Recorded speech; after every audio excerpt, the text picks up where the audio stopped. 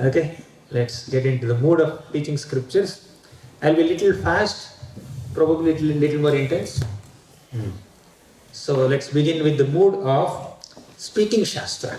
So by teaching, I am also including preaching. Don't see teaching and preaching as different, at least in this seminar. Okay, presenting Shastra, presenting your understanding. So preaching is also included in it. Teaching is also included in it. Many times we think that teaching means teaching in Bhakti Shastri, Bhakti Vaibhav. Preaching means making more devotees. I'm just clubbing both. Okay, that's what teaching is. So speaking the Shastra is an expression of love for the Lord and being an instrument of His compassion. These two things must be there in our mind. Okay. So when we are presenting Shastra, it's not that we are exhibiting our scholarship. We are trying to express how much love we have for the Lord. It's an expression of our love for the Lord. Secondly, we are trying to act as an instrument of Krishna's compassion. Krishna is extremely compassionate on all the conditioned souls and He wants to reclaim them. He wants to take them back into His loving company. And when we are trying to speak Shastra to others, we are trying to bring people closer to Krishna. Means we are acting as instruments of Krishna's compassion. Compassion doesn't come from us. We act as instruments of compassion. Compassion is originating from Krishna. We are not originators of compassion. We are carriers of compassion. We are transmitters of compassion. We are instruments of compassion. Right? That's what a teacher or a preacher should identify oneself with. Krishna wants all of us to develop Krishna Prema. And if I can facilitate or assist some devotees to develop their Krishna Prema even slightly, that's my great fortune. That's what a speaker is supposed to think. That's what a teacher of Shastra or a preacher of Shastra is supposed to think. Okay? So with this I will begin. One day in our temple, ISKCON Chowpatty, 2009, 9 or 8? 8 I joined BTA. 2009 I joined BT, Brahmachari Ashram, as a trainee. So I used to go to the Sharanagati library. There's a library, the name is Sharanagati. You have to take Sharan of sound vibration of Krishna. That's how the library is named. So when I went there, I found this painting. I was thinking, what is this painting here? You saw the painting? What's there in the painting? Balramji is killing Romaharshan Sutta with a blade of grass. Okay. So I was just wondering, so many paintings are there, Radharani's paintings, Krishna's paintings, Yashoda Mata, Krishna's Vrajalila, many other avatars are there, Vishnu. Why this particular painting is kept in library specifically? Okay. Later I figured out the reason. So here is Romaharshan Sutta. He was sitting on high Vyasasana and he is speaking some Shastras to so many Brahmanas, his students. And suddenly, the Supreme Personality of Godhead, Balaramji, entered there. All the sages got up from their seats, offered respects to Balaram, and received Balaramji with great reverence. But this Romaharshan Sutta did not get up to receive Balaramji, to offer obeisances to Balaramji. He was sitting there continuing. Then Balaramji understood, this person has a lot of knowledge of scriptures, but he does not have the humility to honor Vaishnavas. Honor the Supreme Lord. When you are giving a class, many devotees may come and then sit there. You may not get up to receive every single devotee. Otherwise, you won't be able to complete the class only. Okay. But when Balaramji comes there, you can't apply that logic. You have to stop the class, go and receive him and offer Dandavat there. Right? Depending on who is arriving there. Right? So we need to understand that scriptural study and an opportunity or privilege to teach scriptures should not increase our pride but increase our humility. Okay? So let's recite this shloka. Risher Bhagavato Bhutva Sishyadhitya Bahunicha Syetihasa Puranani Dharmashastrani Sarvashah Adantasya Vinitasya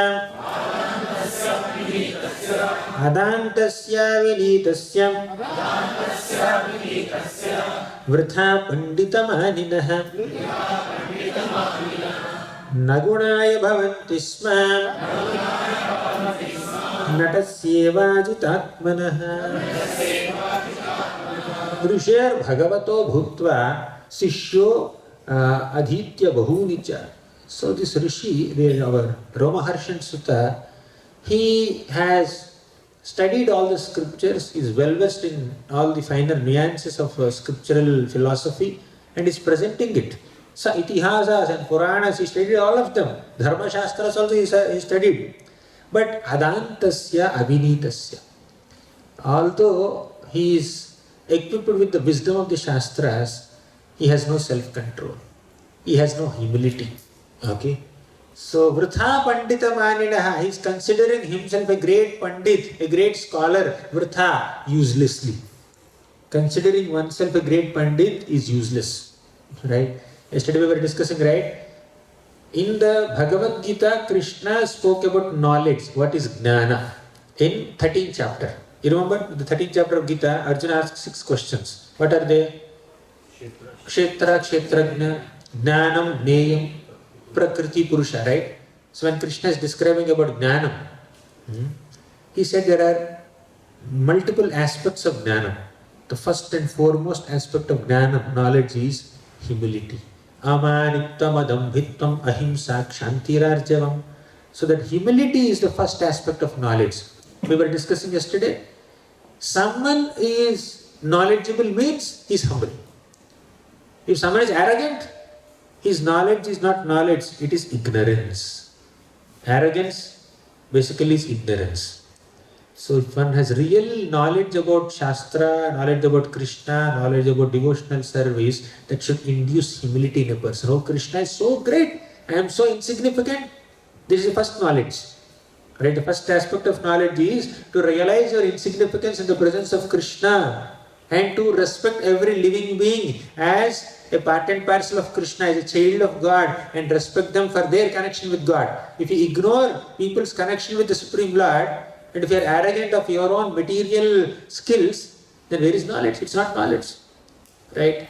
So Vinaya with Jnana becomes Vijnana. Ahankara with Jnana becomes Ajnana. Right? So this person has so much knowledge. Romaharshan Sutta. But he did not have the modesty, humility, respectful attitude even towards Balram. And the people whom he is teaching to, all his students, they are more cultured than him. They had more etiquettes than him. They had the etiquette to get up and offer respects to Balramji when he came, but he did not have the etiquette. What's the point of he being the teacher?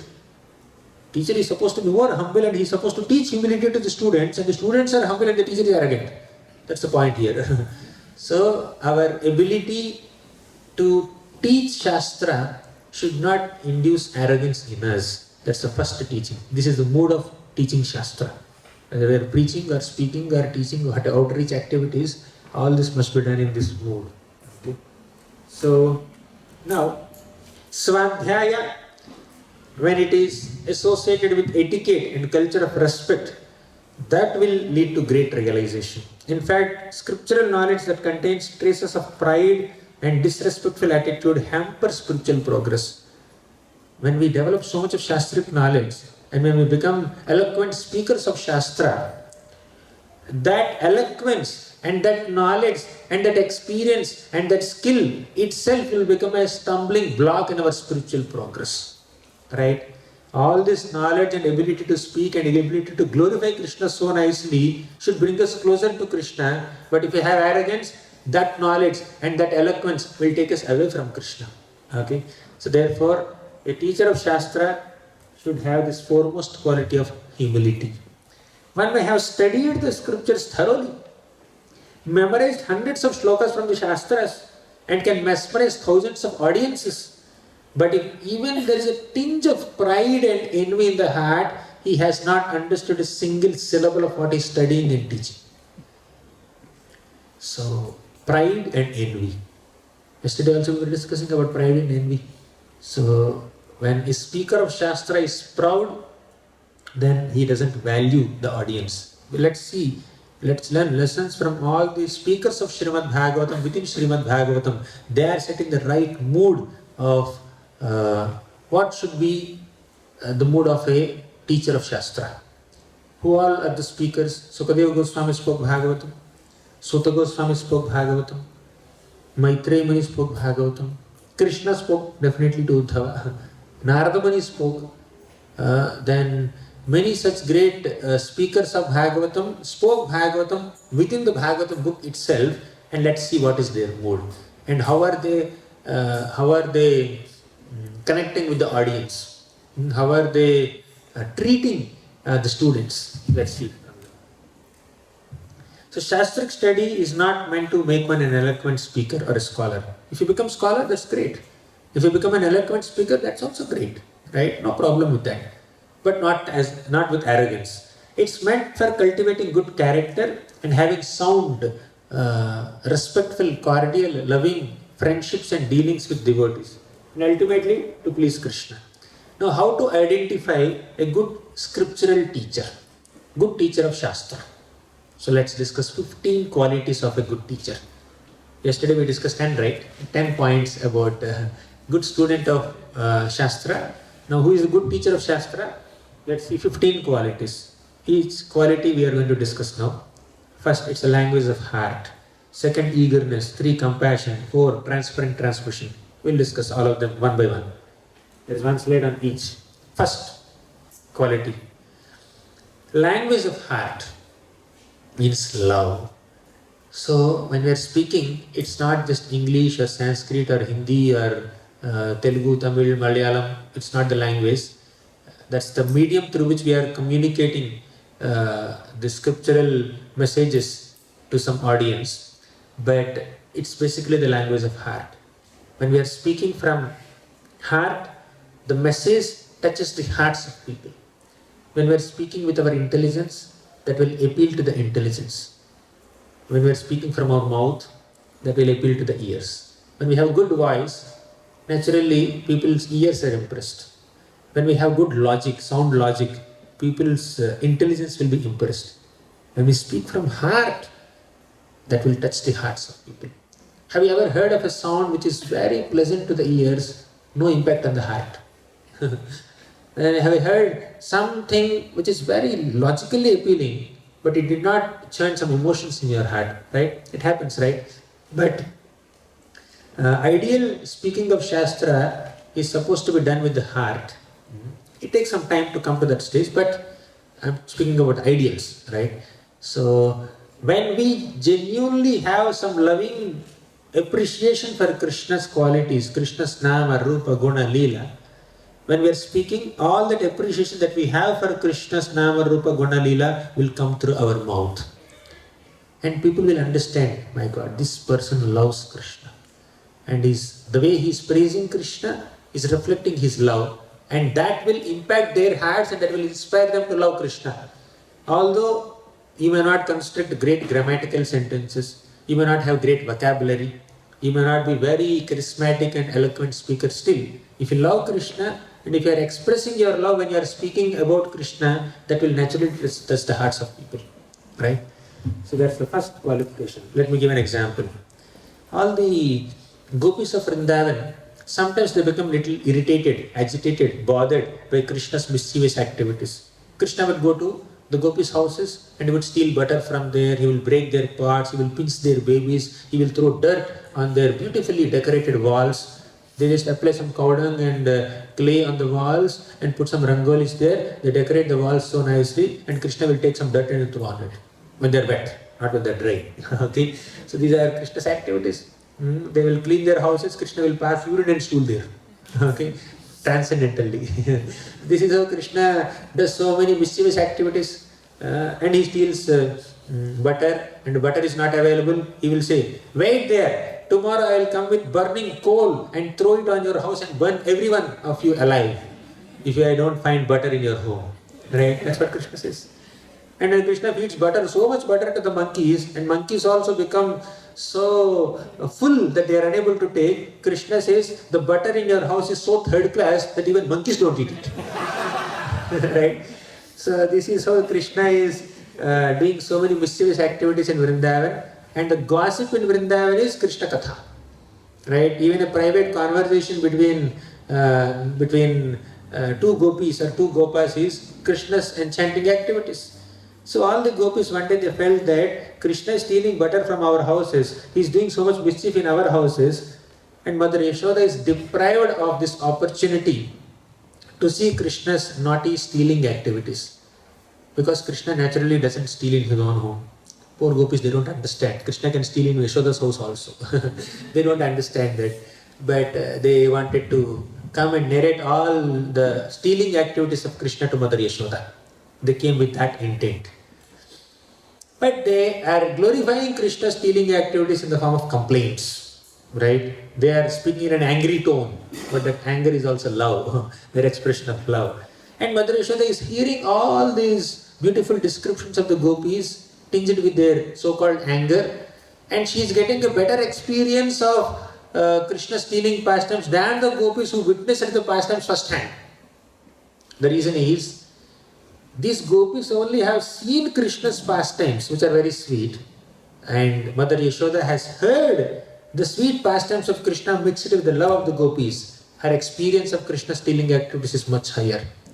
The lesson from here in our current context is, when a devotee speaks Krishna's pastimes with love, those glories of Krishna mixed with the devotee's love will enhance the flavor of the narrations, and that will have greater impact on the hearts of the hearers. And that's what Sukadeva Goswami is doing. Nigama kalpatar orgalitam phalam sukhamukhadamrtadrava samyutam pibata bhagavatam rasamalayam muhura orasika bhuvi bhavuka. Nigama kalpatar orgalitam phalam. Srimad Bhagavatam is the ripened fruit of the desire tree of all Vedic literatures. And naturally a ripened fruit is very sweet, very tasty. But when Sukadeva Goswami started narrating the sweet pastimes of Krishna, the pastimes of Krishna appeared much more enchanting. Just like ripened fruit appears much tastier when a parrot bites it. Similarly, Krishna's pastimes, which are already nectarian, appeared more nectarian when Sukadeva Goswami narrated it. Right? Because there is love. So, when a devotee loves Krishna, and with that love he narrates the pastimes of Krishna, the pastimes of Krishna appear much more beautiful. Okay?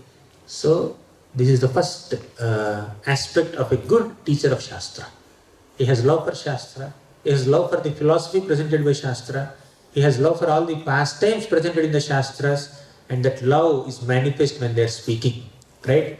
So, first aspect of a good teacher. Second aspect, second quality is eagerness. So, devotees are very eager to glorify Krishna. One's love in the heart is expressed through the words. Okay? So, when a devotee carries so much love for Krishna, and when he is speaking the glories of Krishna in a class, so that eagerness to glorify Krishna will have a great impact on the audience. So therefore we need to first cultivate love for Krishna, not Krishna from a very high stage, but at our sadhaka stage also we can develop some appreciation, some affection, some love for Krishna. When we develop that liking and that relationship with the Shastra, with the pastimes of Krishna, with the shlokas of the scriptures, with the characters of the scriptures, with the prayers of the scriptures, and when we start speaking, that will have a great impact on the audience. Okay? So we should be eager to glorify. Uddhava is very eager to glorify. Then even our Sutta Goswami is also very pure. He is dedicated to the Lord. So when with the dedication he is speaking eagerly the glories of the Lord, that naturally attracts the attention of the audience. Then third quality is compassion.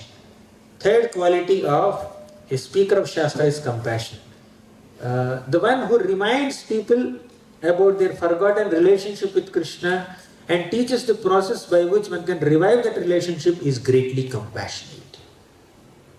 Yesterday we were discussing in Bhagavatam class. In Srimad Bhagavatam there are 12 cantos, and 10th canto is considered to be the cream of Bhagavatam, the essence.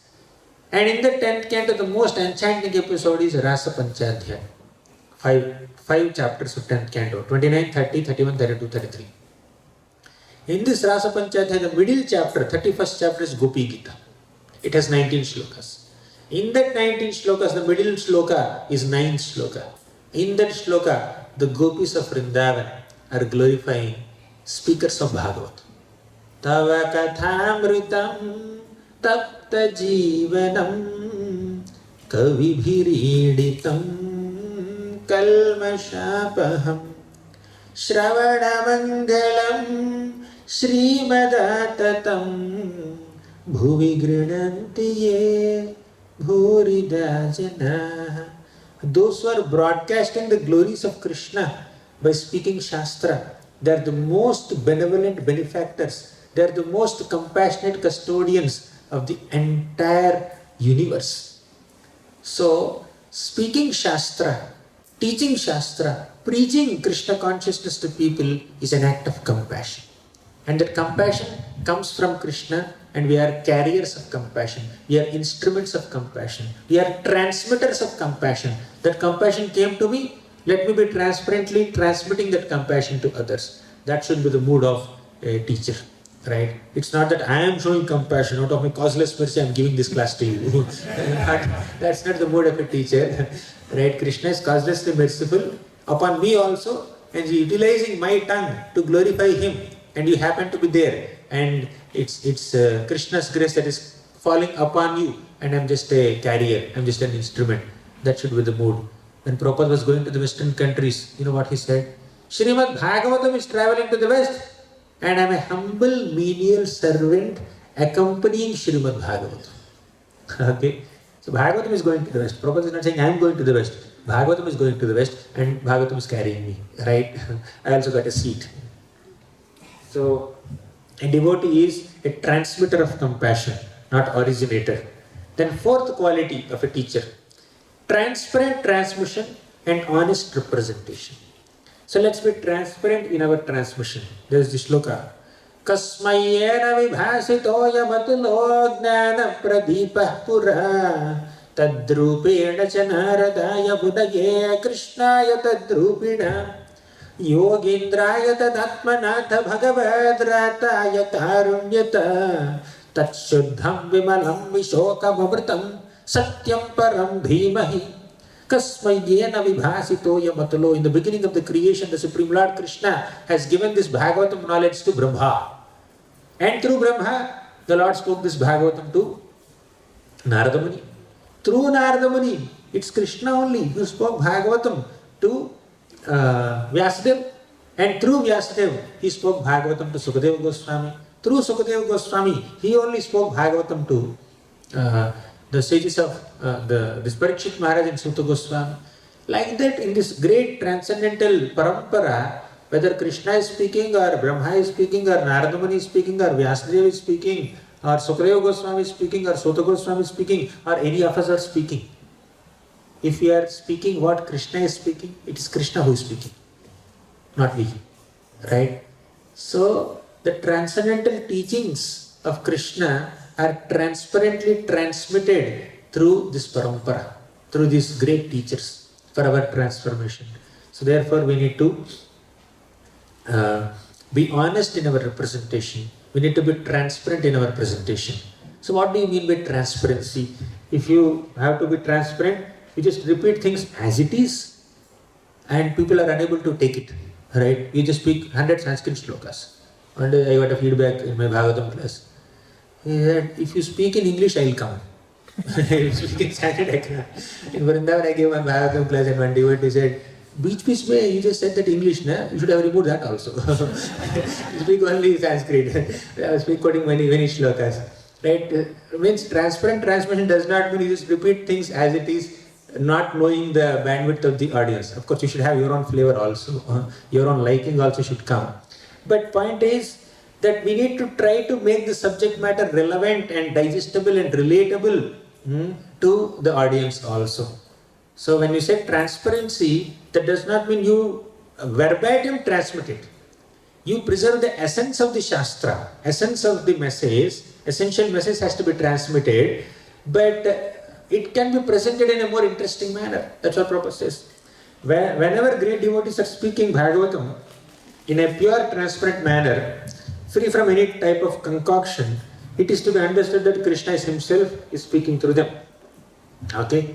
But we need to make the subject matter more relevant. I'll come to that a little later. But you see this. Ramananda and Lord Chaitanya Mahaprabhu were conversing at Vidyanagar on the bank of Godavari. And Mahaprabhu, the supreme teacher, he is sitting there as a student. And Ramananda is speaking. Different tattvas. He is speaking about Krishna tattva, Radha tattva, Rasa tattva, Prema tattva. He is speaking about different rasas. And the topmost rasa, he was speaking about Rasa Krida also. He is speaking about Krishna's qualities, Radharani's qualities. So many things he is speaking. But you know what is his mood? Mora jihva veena yantra tumi veena dhari. Tomara mana ye uthe tahai uchari. Mora jihva veena yantra. My tongue is just a veena, a musical instrument. Tumi veena dhari.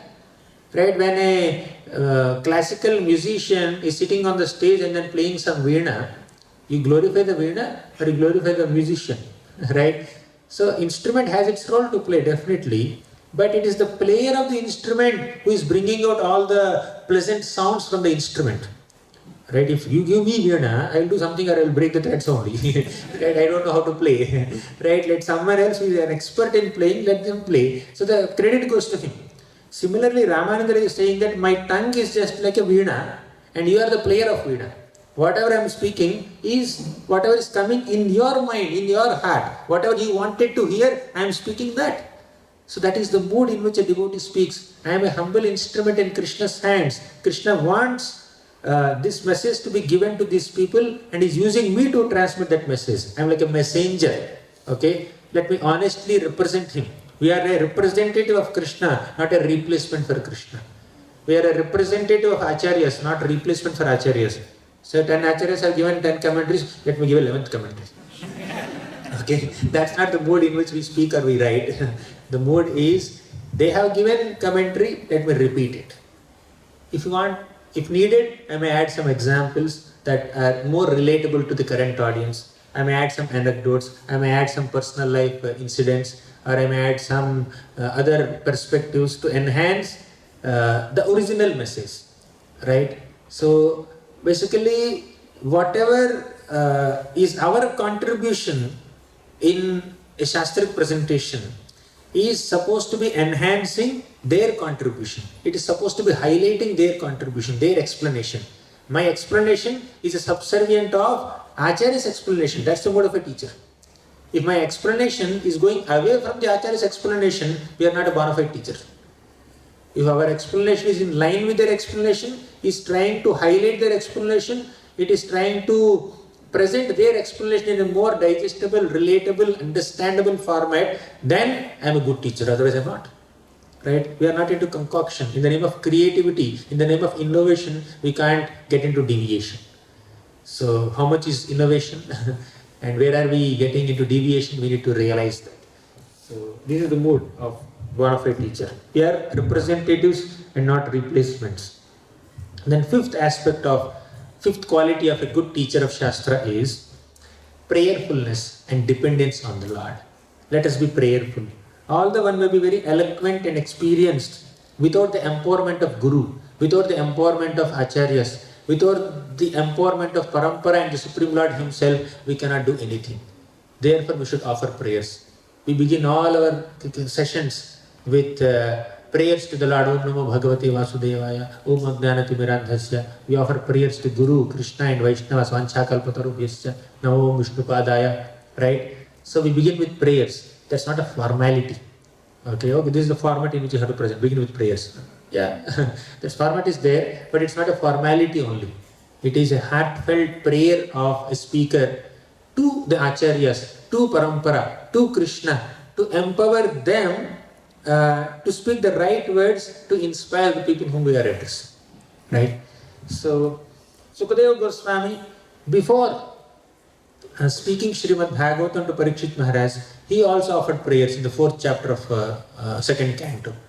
He said, my dear Lord, please decorate my words with the necessary potency to impress the heart of all these audiences with Krishna Prema. Right? There's a prayer offered by the speaker, by the teacher of Shastra, that he is a genuine well-wisher of the students.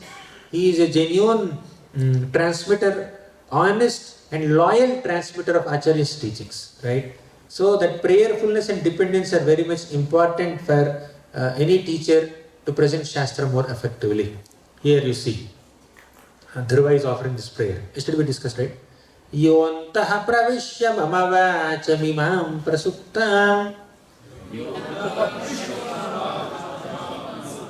sanjeevayatyakila shaktidharaha swadhamna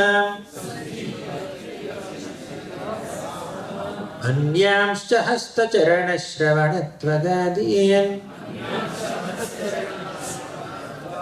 प्राणं नमो भगवते पुरुषाय तुभ्यं यो अंतः प्रविश्य. My dear Lord, you have entered within me, my system. Now what is the context? Dhruva Maharaj did 6 months of tapasya and the Supreme Lord Vishnu appeared in front of him. And Dhruva spontaneously wanted to offer some prayers to the Lord. And because he is a 5-year-old child, he is not sufficiently experienced, he does not have eloquence, he does not know Sanskrit grammar to spontaneously compose prayers and offer to the Lord. Many devotees did that, but Dhruva could not do it. So Dhruva is in a very awkward situation. The Lord understood his embarrassing situation and picked up his conchal, Panchajanya conchal, and touched the forehead of Dhruva. Entire Vedic knowledge has been revealed to Dhruva on the spot. When we are able to understand something from Bhagavatam, in our Shastric study, it's not by our effort. Yes, we have to put our effort, no doubt about it. But it is only by the grace of the Lord that we understand Him. Whatever little understanding that we have about the Lord is only by His grace. In Dhruva's case, the Lord revealed entire Vedic knowledge to him just by touching his conscience. Okay? So Dhruva immediately said that, Yo antaha pravishya, my dear Lord, you have entered within me. You have made your spiritual potency enter inside me. Antaha pravishya. Mama vacha mimam prasuktam. And you have awakened my power of speech. So far, my power of speech has been sleeping. Because I have not utilized my power of speech in your service. I have not glorified you with my words. My power of speech has been sleeping till now. But you have awakened it. Right? And Swadhamna, by your own spiritual potency, Anyamscha hasta charana shravana tvagatin. It's not that you have awakened my power of speech only to glorify you.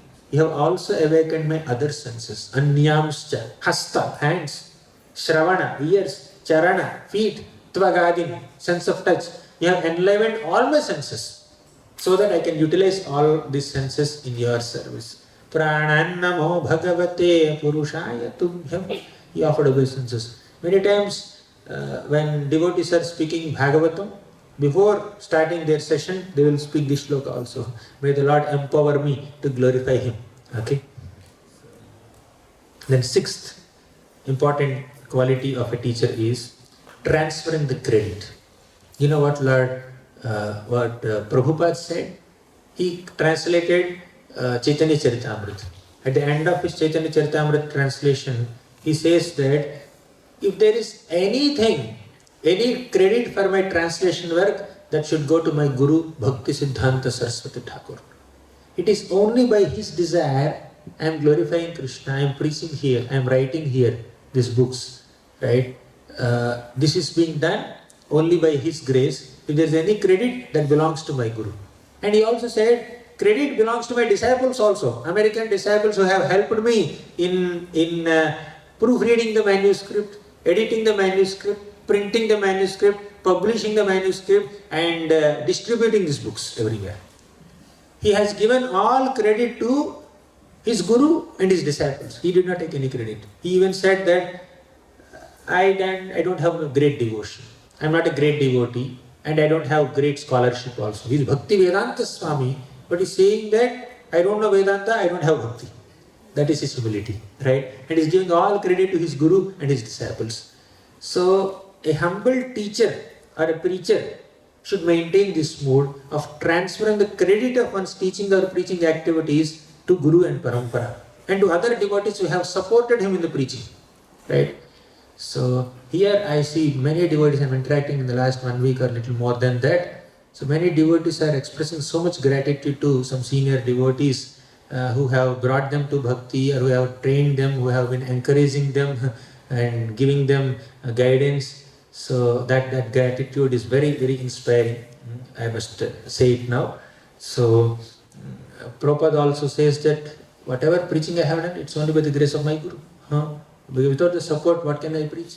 So a teacher of Shastra, a preacher of Shastra also should be in this mood of humbly, gratefully transferring credit to other Vaishnavas, not claiming credit for oneself, right?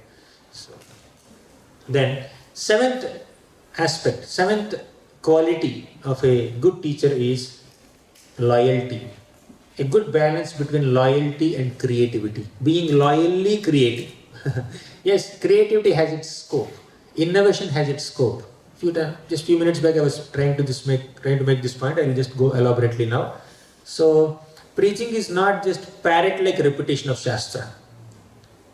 It should have some realization associated with it. Just go to YouTube, find out some good, nicely viewed class of some Maharaj, some senior preacher, some senior devotee. Get a word-to-word transcription of it. Memorize it completely, right? Just totally by heart it and repeat it in your class. Does it work? Right? You may even imitate the accent of that great devotee also. Still it may not work. Why? It's not the words, it's also the heart that's making an impact, right? So they are speaking the same words with greater realization, and we may be much younger in our realization, not having that much maturity. When we say the same words, the words will not have similar impact, because they should come from heart, not just from mouth. So realization is very important. Teaching is not just parrot-like repetition of Shastric statements. One should realize the subject and present the subject in an interesting manner. So for that you can refer to 1.4.1 purport. Prabhupada writes all this. He says, realization means to be able to assimilate the subject matter thoroughly and try to present the same subject according to the level of the audience. You must speak the same pastime to different audiences. Some are very new, some are totally new to Krishna consciousness, some are just beginners, some are experienced and seasoned devotees, sometimes children, sometimes youth, sometimes corporates, sometimes some other TV channels, right? So you may have different audiences where you have to present Krishna Katha. So an experienced teacher is one who is able to adapt to the circumstances, adapt to the audiences. We'll discuss about the methods of teaching in the afternoon. But adaptability is important, flexibility is important. But our flexibility and adaptability should not compromise our loyalty to the parampara. The essential message given by the scripture and the acharyas must be preserved, but you just package that in such a way that it is appealing to the audience that you are presenting. Preserve the essence, preserve the same message. Okay, let's not deviate from the original message, but make it interesting, right? So that's what is important. Like sometimes the mother has to give a medicine to a sick child. Child is not taking. Mother may put that same medicine in some sweet, in some sugar candy or some kind of food item that is of liking to the child, and then put it in the mouth of the child. Okay. So medicine went, food also went. But the form is different. An adult can take that medicine, all that is bitter. He understands, he has more intelligence. Child, although the child requires that medicine, child may not have the developed intelligence to understand that this medicine is necessary for recovering from a sickness. Child is suffering from sickness, but he is not taking medicine also. Mother has to cheat the child. Okay, mother has to package the medicine in such a way that the child can accept it. Similarly, we need to present the scriptural message in such a way that people can accept it. That should be appealing to them. That should be relatable to them. What's the point of giving rabidi to a newborn child when he cannot digest it? Right? You should give whatever is digestible to the kid. Okay? Similarly, we need to have the realization and adaptability in our presentation, not just repeating things as it is. Sometimes there is some sensitivities. In certain forums, you may have to restrict yourself from presenting certain hard philosophical facts, You need to be sensitive to the situation, sensitive to the audience also, right? So it's like doing surgery without giving anesthesia. We can't just begin a preaching program and start speaking about the hellish planets. As Sukadeva Goswami described in the 5th canto, 26th chapter, don't begin with Bhagavad cosmology, don't begin with hellish planets, don't begin with Rishabhadev's teachings. You know, you're wasting your human form of life. You can't begin preaching like that. I'll speak more techniques there in the evening, methods of teaching. So 8th quality, very important quality. All are important, but this is also important. Pure intent and pure content. Only these two things are there in our hand. Pure content and pure intent. And rest, Krishna will take care. Means that we may, when we are presenting Shastra, when we are teaching or preaching, authentic scriptures and bona fide acharyas' commentaries must be consulted. And we should assimilate them. We should equip ourselves with all these weapons of Acharya's teachings, right? Then we go out in the preaching field. Okay, it's a war against Maya. Okay, and why are we trying to fight against Maya? To protect innocent citizens, innocent conditioned souls, not necessarily arrogant people. Arrogant people are difficult to approach, but at least innocent people should not be mishandled by Maya, right? So we take all the weapons given by the Acharyas, all the Bhagavatam shlokas and pastimes and wisdom, we take all of that and then go out to fight with Maya and protect innocent conditioned souls and bring them closer to Krishna, to bring them under the shelter of Krishna. So we should have that pure intent and we should have that pure content. So pure intent also includes that by glorifying Krishna, I am purifying myself. So this preaching that I am doing, this teaching that I am doing, this class that I am giving is not just my compassionate act to deliver the fallen conditioned souls. It is compassion on my own self, to purify my own self. So we should also see a speaking opportunity, a preaching opportunity, a teaching opportunity as self-purification exercise. By glorifying Krishna, I am purifying my consciousness, right? And while doing so, I am also trying to help 10 other people, right? So we should have that pure intention to purify ourselves and to purify others also. Second, we should have the pure content coming from the Shastra, bona fide content, not some concocted masala, right? So we should have pure intent and pure content. That makes one a good teacher. And the transformation that happens in the audience that are attending our session is only by Krishna's grace. The credit goes to Krishna. Credit goes to Acharyas. So we cannot say, I have given Kanti Malas to 100 people. You must have given, fine, we can state it as a fact, but we cannot be proud of our preaching. We can be grateful for getting an opportunity to preach, right? So gratitude should come in the heart of a good teacher and not pride. We should be grateful to the audience, and Prabhupada also became very grateful to the audience whom he preached to. He made them into devotees. He said, I am very grateful to you for assisting me to take this Mahaprabhu's movement ahead. So a teacher, a humble teacher also is grateful to the audience, right? I'll come to that again. Then service and patience. So Prabhupada considered speaking Gita, spreading the knowledge of Gita as his dutiful service to Guru, and was patient enough to take all hardships to execute it. So when we are preaching, sometimes when we are teaching, sometimes the students may not be able to immediately grasp what we are getting, what we are trying to present. We should have patience, right? Especially those who are doing homeschooling, they will have more experience. They are teaching some other subject, but a young student, a new hearer may not be able to immediately grasp what you are trying to say.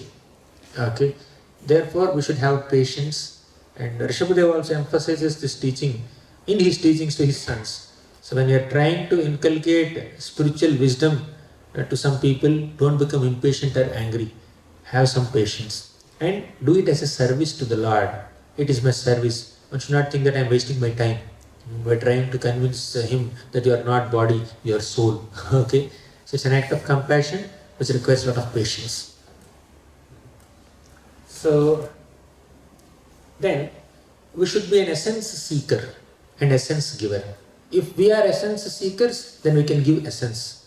Yesterday we were discussing, right, when we are studying, we should be saragrahis, not bharavahis. We should not be burden carriers of so much of knowledge and information.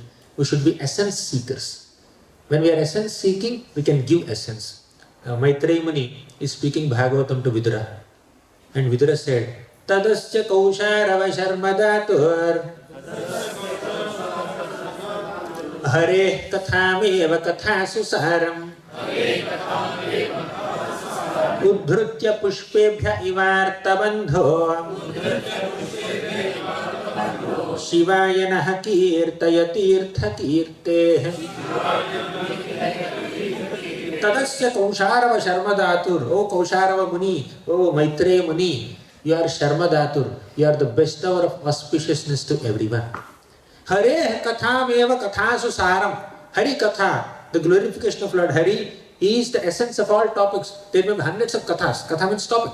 Okay, discussions, narrations. There may be hundreds of topics to be discussed. Out of all the topics, the most essential topic to be discussed is Hari katha. Hare katham eva kathasu saram.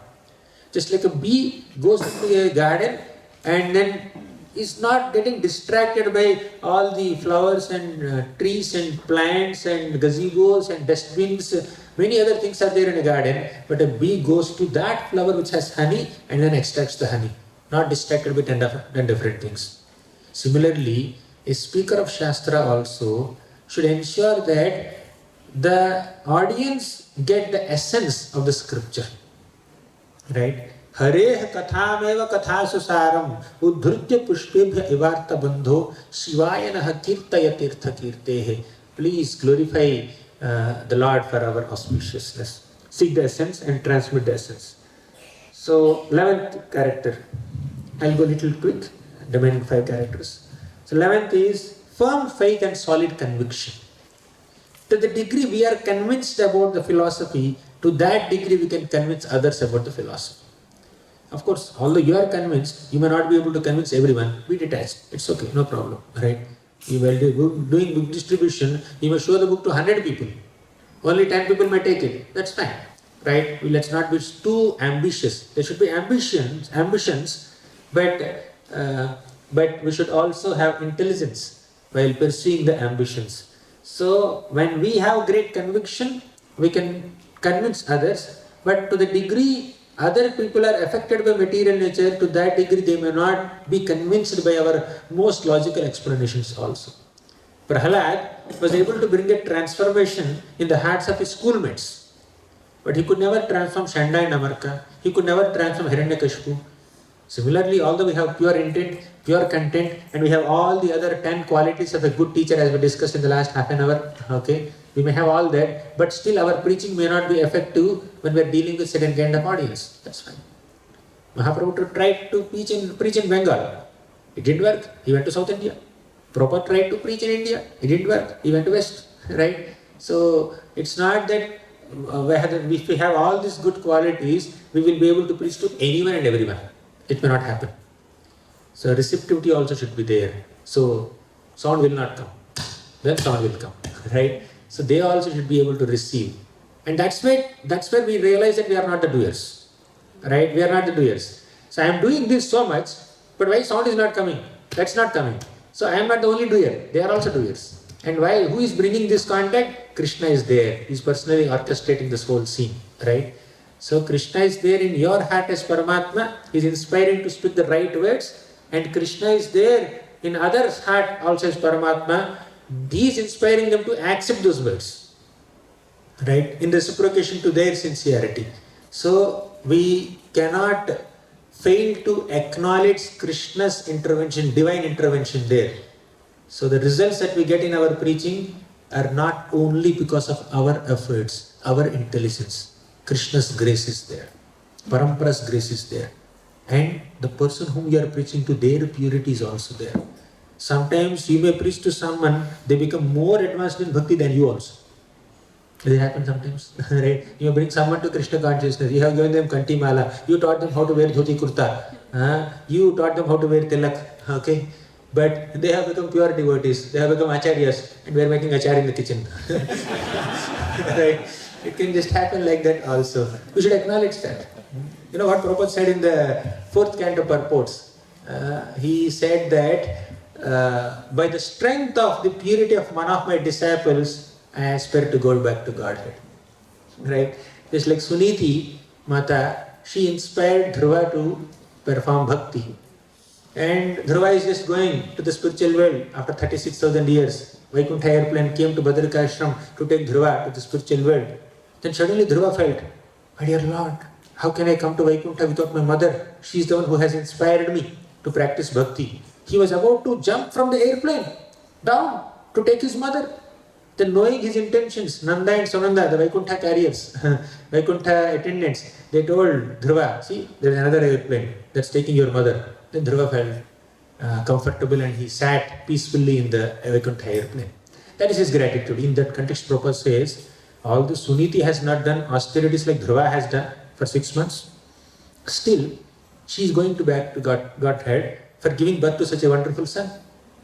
So we need to understand that although we are teaching Shastra, although we are preaching, we are connecting devotees to Krishna consciousness, they themselves also have some glory because of which they are advancing in bhakti. We cannot take all the credit of our preaching for ourselves, thinking that I have sent 10 people back to Godhead. Right? I have sent 100 people back to Godhead.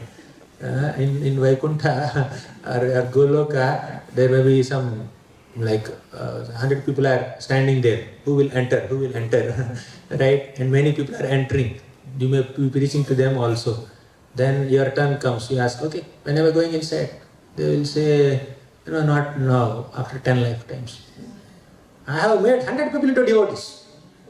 Then they will say, you have forgotten to make one person as a devotee. Yourself. Yourself. First purify yourself. Give up this arrogance. Give up this pride. Okay, then you come back. We'll take you in. Okay. So, we may teach 100 people or 1,000 people, but the credit of teaching goes to Acharyas, Parampara, Guru, Krishna, Vaishnavas, and the students themselves. Unless they have the receptivity, how can we preach? Right? It's like, have you ever gone to a preaching program where you're trying to quote from Shastra and you have made a wonderful PowerPoint presentation, you are completely prepared with all analogies, examples, anecdotes, real life incidents, you are fully equipped to present and they are thoroughly spaced out.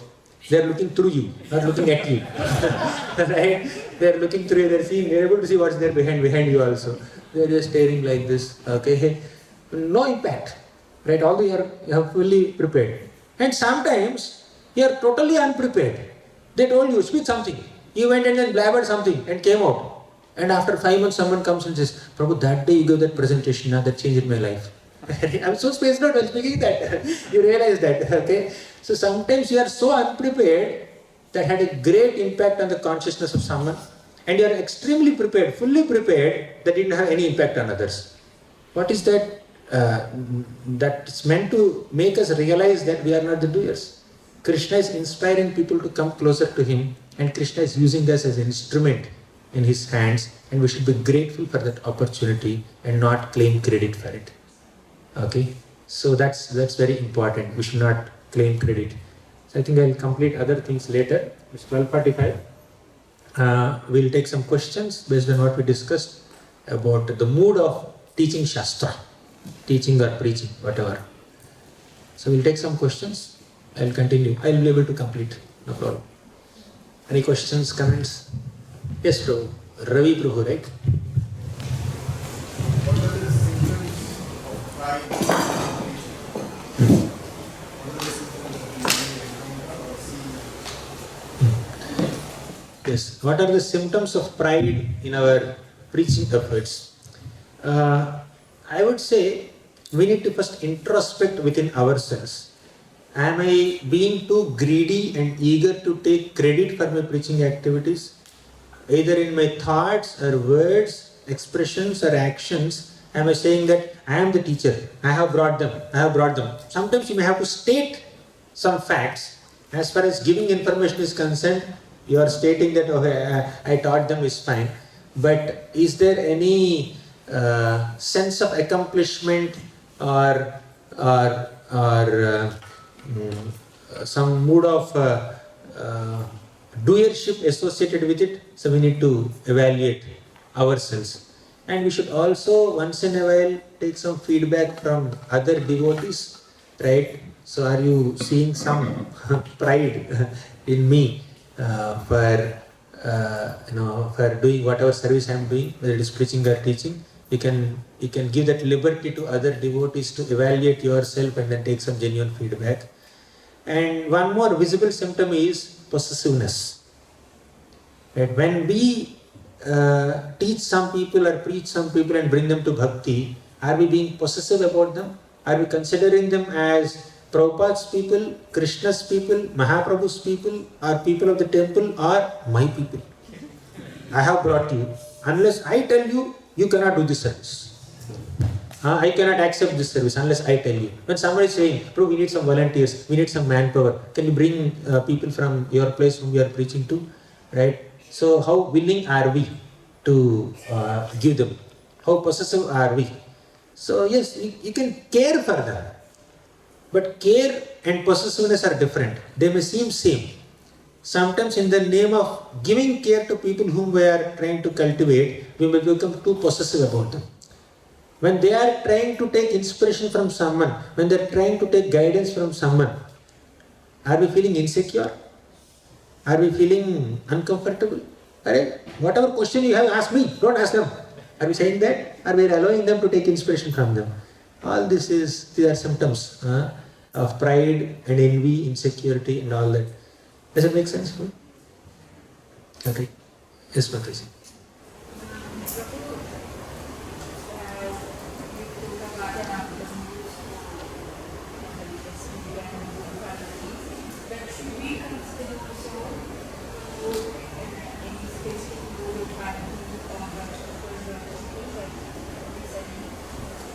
Yeah, correct. Mataji is asking, we spoke about the qualities of a teacher. What about the qualities of audience whom we are addressing to? They should have some qualities. So, the 11th canto of Bhagavatam speaks about two types of people who do not worship Krishna. One is na bhajanti, second is avajananti. Na bhajanti means they don't worship Krishna. They don't worship Krishna. They don't worship Krishna out of ignorance. Avajananti means their category is they don't worship Krishna out of arrogance. Ignorant people are bona fide candidates for our preaching. Arrogant people, we may stay away from them, maintain some respectful distance from them, so that their arrogance does not demotivate us, does not discourage us, or does not disrupt our preaching efforts. So, Madhyamadhikari deals with people in 4 ways. You know, right? Prema, Maitri, Kripa, Upeksha. Prema, love is meant for the Lord. Maitri, friendship with other devotees. Kripa, compassion for innocent people. Upeksha, indifference or just maintaining distance from envious people. So, when we are trying to preach, we can select those people who are more receptive, okay, and preach more. This morning, His Holiness Bhanu Maharaj was giving that class. One little child asked that question, right? So when we are doing book distribution, some people accept, some people don't accept. Then Maharaj said that it's okay, no problem. When we are showing books to people, some people are receptive. We are giving them, they're ignorant, but we are giving them an opportunity to take to Krishna. If some people are not accepting, fine, we'll move ahead, right? So Nabhajanti category, ignorant or innocent people are bona fide candidates. Arrogant people, they'll take more time. And also we need to understand our own bandwidth. Okay, so a 2nd standard student cannot solve a 10th standard problem. So when at our stage, our level of maturity and advancement in bhakti, who are the type of people I can preach to. We can select that. We may not be able to preach to certain category because of lack of experience or maturity. We may avoid. There's nothing wrong in it. We can be humble. We'll discuss all of that in the afternoon session. Okay, Matas. Any other question? Yes, Prabhu. Hare Krishna Prabhu. No, sometimes when we preach, we feel satisfied because of the effort we put in, plus the appreciation and recognition and participation from the audience. But how do we differentiate, that satisfaction versus pride? Because sometimes it can be very subtle. And the second part of the question is, sometimes when pride does come in, after delivering a preaching lecture or something, intentionally or unintentionally, how do we rectify that? So it's nothing wrong in feeling happy and satisfied when your preaching efforts or any other service efforts become successful. So how do we not become proud and just stop at happiness and satisfaction only? Okay. So again, I refer to the answer that I have given to that Ravi Prabhu. So when it is pride, there is a sense of insecurity also when the people whom we are preaching to will look in different other directions. Okay. There is a sense of possessiveness in that pride. But when your preaching efforts are becoming successful, you are very happy. You are very happy to see them practice bhakti. You are very satisfied to see them take to the path of bhakti, reading Bhagavad Gita, worshipping Krishna. They are becoming more and more serious in bhakti. That should be the cause of our happiness. Let's try to make our happiness spiritual. Let's try to experience happiness on a spiritual plane, not on mental plane or intellectual plane or egoistic plane. That's even more harmful. So happiness can be experienced at multiple levels: bodily level, mental level, intellectual level, egoistic level, and spiritual level. When we are genuinely happy seeing people participating in kirtan, studying shastra nicely, worshipping Krishna, that's a happiness on spiritual level. Okay, but when we want to control them, when we want to be possessive about them, that's happiness at egoistic level. Like teaching is a Brahmanical activity. Okay, but one may do that Brahmanical activity in Kshatriya spirit also. Brahmana means teach and be detached. Kshatriya means control, expand one's influence. If while preaching, if I want to expand, my intention in speaking Shastra is to expand my influence, I am not a Brahmana, I am a Kshatriya at heart. By teaching, if I want to gain money, I am a Vaishya, I am not a Brahmana. Getting right? It's a mentality that matters. Okay? Are we doing a Brahmanical activity in a Kshatriya mentality or Vaishya mentality? We need to evaluate ourselves. Okay? And second thing that you mentioned? If pride does come in, intentionally or we need to keep ourselves in the association of devotees. They will check our pride. Right? When we are becoming proud, other devotees are there. They are empowered to purify us generally. Right? They will just pass one comment that they may ask some question we may not be able to answer. Our pride is gone. Okay? They may present a different perspective, some idea which we never got. We can become humbled. So before we are humiliated or humbled, if we ourselves choose to be humble, remain humble, that makes life easy. So basically being in the association of devotees will ensure a proper check and balance. We cannot become proud by our preaching efforts. And also we can see other devotees, how much effort they are putting, how nicely their preaching is flourishing. Once in a while, hearing the success stories of other devotees in their preaching will also keep us humble.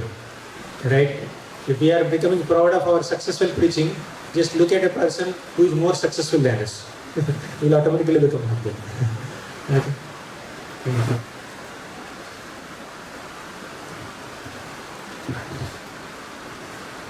Thank you. So Prabhu, this is point number 9, the service and patience that you mentioned. Sometime in the preaching unit, there are two parts that I would like to ask. Sometimes we find some time wasters. Means we are patiently, we are presenting the Shastra as it is, and then as per the norms. but they keep asking same questions again and again. But so, should we continue to tell present or should we change? When devotees are asking the same questions again and again, yes, we should have patience to deal with them, but we should also have intelligence to deal with them.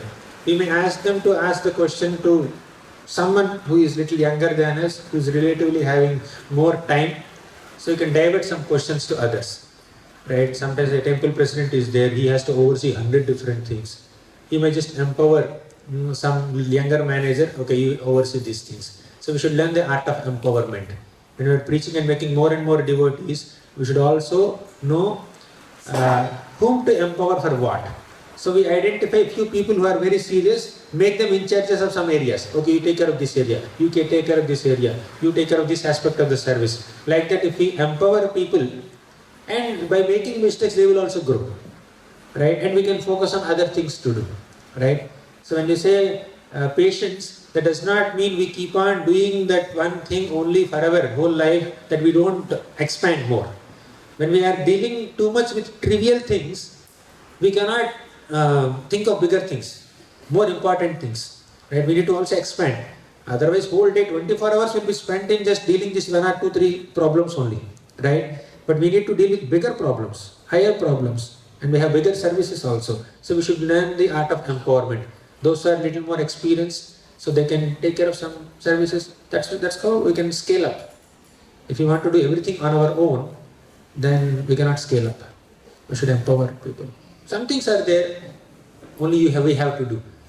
We can't outsource things. 16 rounds. You chant 4 rounds, you chant 4 rounds, you chant 4 rounds. Chant attentively, yeah? So we can't say that. So some things we have to do on our own. Some things we can outsource. Some things we can empower people to do. And second part of the question is, sometimes we are present in Shastra, especially in the science of self-realization seminars in the start, that when it comes to who is God, and we have to present as it is. Now, and you have people coming in the start from various sects. For example, we had personal experience that they're from Shankarites. And then when it comes to the explanation of the tattvas, like Shiva tattva, so the glorification of Lord Shiva is there. We gave his position, Vaishnava, Shambhu, also gave some examples from Srimad Bhagavatam, which Prabhupada also quotes very aptly, that even Mohini Murti came in Lord Shiva, spelled his semen, etc. And this person got so offended that how can you say about my Shiva? Now, when we are presenting to common people where there are different types of audiences, we may have to be little sensitive in presenting about, especially some devatas. Calling them demigod offends some people nowadays, right? Yes. So now I start using the word devatas, no more demigod. When the books are going for reprint, I just Control F, demigod, replace with devata. Simple. Right? Use the Sanskrit word. That's what I'm doing. You see the editions change also. Sometimes people may feel very offended. Right? We have. That's what preaching is. We need to acknowledge their current situation and then present the Shastra. What is the point of feeding rabbit to newborn child? That's what I was saying right sometime back. Similarly, when we are preaching to some people, we need to acknowledge their current situation, current level of understanding, and slowly, gradually bring them to a higher understanding. If you start surgery without anesthesia, right? So then it's very painful to them, and they may become so upset that they will never come to Krishna consciousness. Okay? Acknowledge. But the thing is, after that we feel, as a preacher, sometimes some of the Shastras we present as we feel guilt. How do you deal with that part? We may be right in our presentation, but being sensitive to the situation of the person is more important than being right, technically. Right? So we may choose certain topics that are non-controversial, okay, when we are speaking to public gathering. But when it's close in devotees, we can speak a little more openly. Right? Thank you. Thank you. Yes, Prabhu. Ravi, Prabhu. In the same context, when, as you said, we need to represent our language, like our And we have always seen, Prabhupada directly presenting Krishna consciousness. And he has also referred that Bhaktisiddhanta Saraswati Thakur was sometimes criticized for using chopping technique. And Prabhupada was also very straightforward. Like, he has used fools and rascals all the time. Yes. And when we present in an amicable way, in a harmonious way. But when they read the sections of books, then sometimes they get offended. And sometimes we lose some of them. Like Prabhu has just been mentioning about Lord Shiva. When we said the middle section is Bhakti Yoga, and they suddenly open the 7th chapter, and what they read is Devatas and Prabhupada in his purport, right? Even Lord Brahma and Lord Shiva are servants of Krishna. So sometimes when we are presenting, but they are getting information much ahead of their understanding. So how do we deal in such situations? Maybe that is come in the next session, or I don't know. And what should be the to some degree it might come, but let me say a few words now also. Prabhupada once told that old people and children can do anything and get away with it. When an old person chastises, or when a child does some mischief, people may not take it so seriously. But you cannot follow or you cannot imitate Prabhupada there. Okay? Prabhupada may say fool and rascal. If you go to some scientific institution and say you are fools and rascals, okay, then prison closed. ISKCON is closed there. Okay, so we cannot imitate great souls, definitely. And also, Prabhupada also taught about sensitivity. Although Prabhupada is very bold in certain sections of his purports and in some forums, we should also see the other side of Prabhupada's personality, his demeanor. So just the book does not,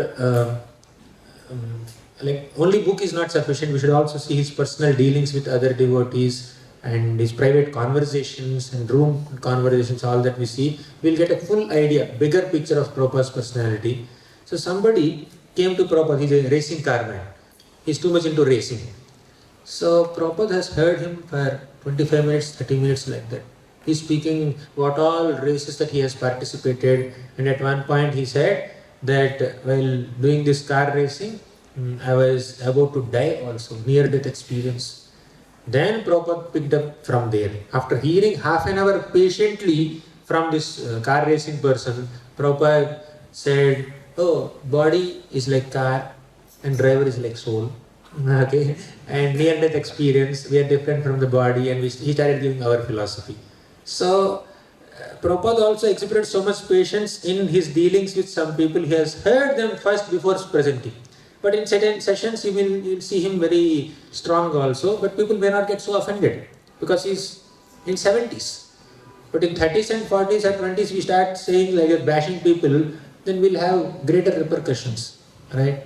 So we need to present things as it is, no doubt, preserve the essence. But Prabhupada also mentioned in 1.4.1 purport that present them in an interesting manner, relatable manner, digestible manner, gradual manner. So that also is demonstrated by Prabhupada in his preaching activities. Right? We sometimes may see only few places or some prominent places where he has become very bold, very straightforward, very cutting, sadhu, chopping technique. But other techniques are also used by them. So we need to have a balance, and we need to understand our own bandwidth, our own maturity in presenting. Okay. But for that we also need some guidance from some senior preachers. What will work, what doesn't work. Okay. Makes sense, bro?